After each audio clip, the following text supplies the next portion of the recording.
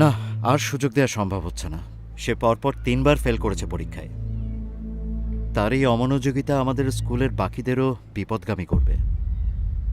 দেখুন, আমি নিজেও একজন বাবা। আমার আপনার মতো আরও অনেক বাবা তাদের সন্তানকে এই স্কুলে দিয়েছে তাদের একটা সুন্দর সুনিশ্চিত ভবিষ্যতের জন্য। এখন তার জন্য যদি আমাদের বাকি বাচ্চাদের পড়ালেখা ঠিকমতো না হয়, তাহলে আমি বাকি বাবাদেরকে কি বলবো আপনিই বলেন।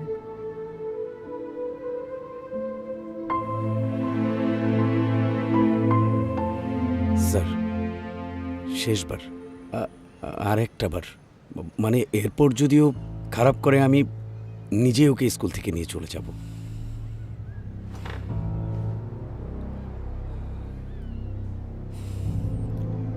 ঠিক আছে, শেষ সুযোগ।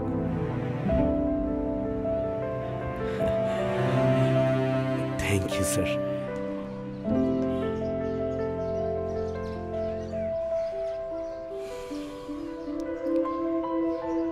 চল।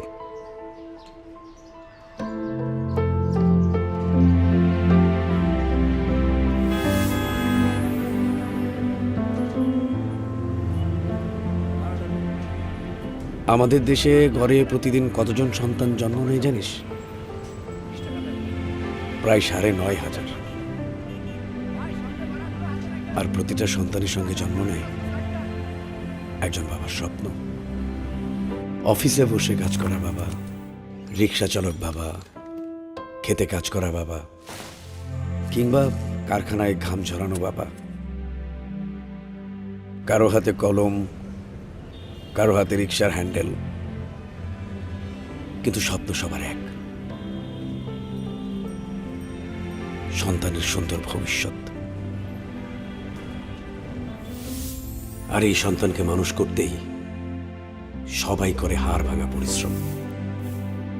সন্তানের জন্যই কেউ হয় এই শহরের পরিচ্ছন্নতা কর্মী, কেউ করে মালির কাজ, কেউ বা বাসার নিরাপত্তা রক্ষী, কেউ বা বাসের হেল্পার। ভাইজান ভাড়াটা দিয়েন।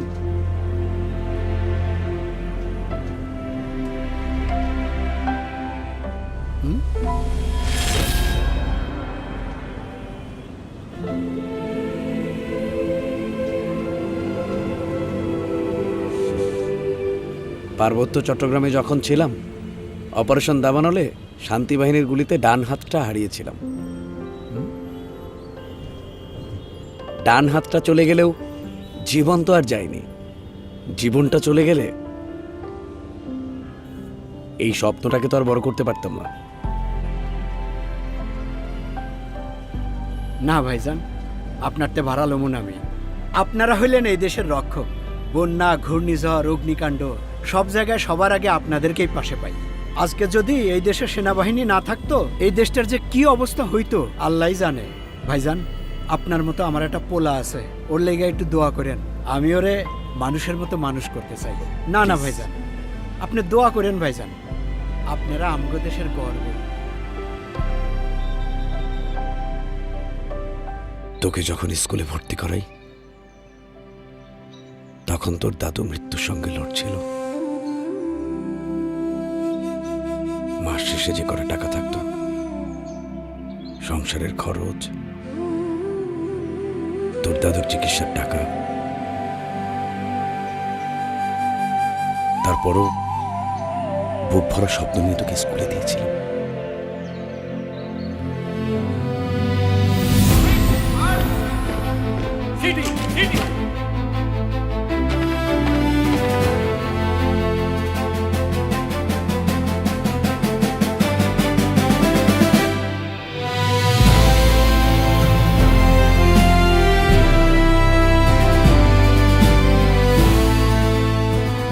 সেনাবাহিনীতে থাকতে মানুষের সম্মান পেতাম ঠিকই, কিন্তু আমাদের মাইনে ছিল খুবই সামান্য।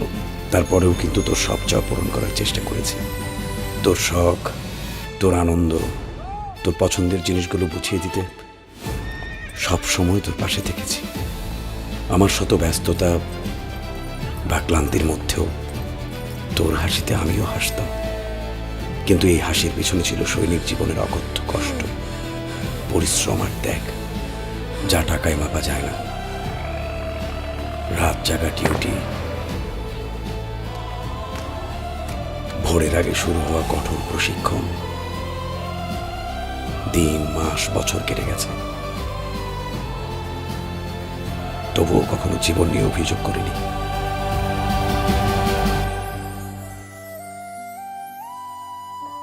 কারণ আমার দুইটা প্রেরণা ছিল,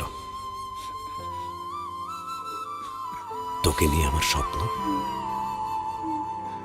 আর দেশের প্রতি ভালোবাসা।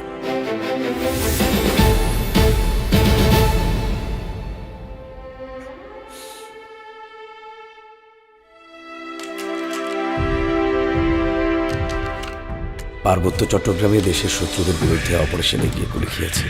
সন্ত্রাসীরা আমার স্বপ্ন ভাঙতে চাইলেও পারেনি।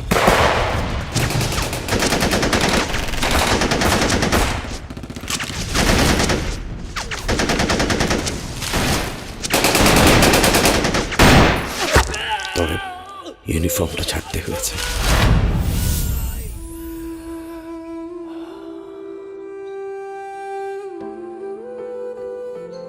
সময়ের আগে অবসরে আসলেও পরিস্থিতি সব সামলে নিয়েছি। সংসারের খরচ, বাজারঘাট, তোর দাদুর চিকিৎসার টাকা, তারপরেও তোর স্কুলের ফি দিতে কখনো দেরি করিনি। সন্তানের জন্য নিজেদের চাওয়াটাকে বিসর্জন দেওয়াটাই বাবাদের ধর্ম। না না, এতে আমার কোনো কষ্ট নেই, কিন্তু কষ্ট পাই কখন জানিস?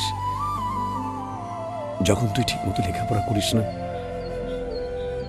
লক্ষ্য বাদ দিয়ে তুই বিপথে যাস, তখন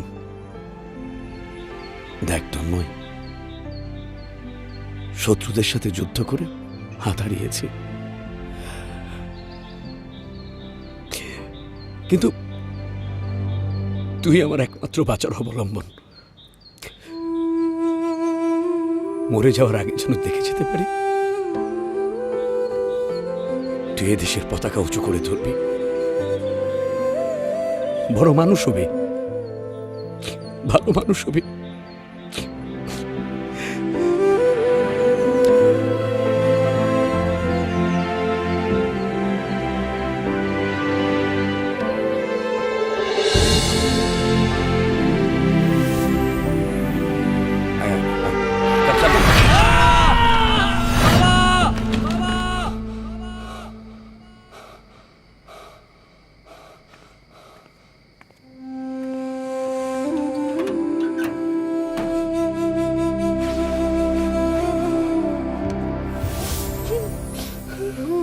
কি কি হয়েছে রে পাগল?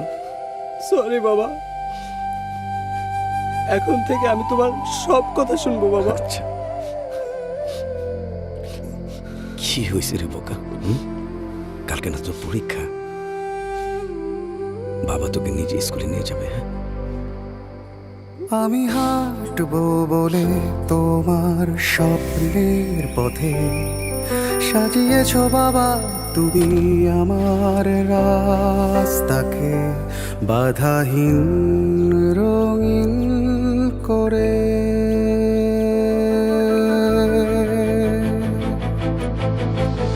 অবহেলা নয় আর কখনো বাবা, শপথ নতুন ভরে তোমার নির্ঘুম রাতের দেনায় কিনবো স্বপ্ন যত তোমার এই শহরে। হারবে না তুমি নতুন প্রত্যয়ে, আমি হারতে দেব না তোমার স্বপ্নকে কখনো। নতুন সূর্য আমাদের দিগন্তে উঠেছে নতুন বার্তা নিয়ে।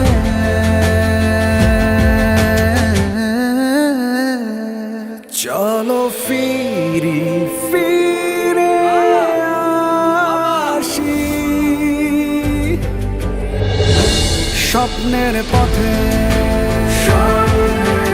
তন্ময়ের মতো হাজারো সন্তানের হৃদয়ে জেগে উঠুক বাবা মায়ের আত্মত্যাগের গভীর উপলব্ধি। বিপথে হারিয়ে যাওয়া আমাদের সন্তানেরা খুঁজে পাক নতুন আলো ও সঠিক পথের দিশা। দেশ সেবার অদম্য স্বপ্ন পূরণে তন্ময়ের মতো হাজারো তরুণের অনুপ্রেরণা হোক বাংলাদেশ সেনাবাহিনী। স্বপ্নের পথে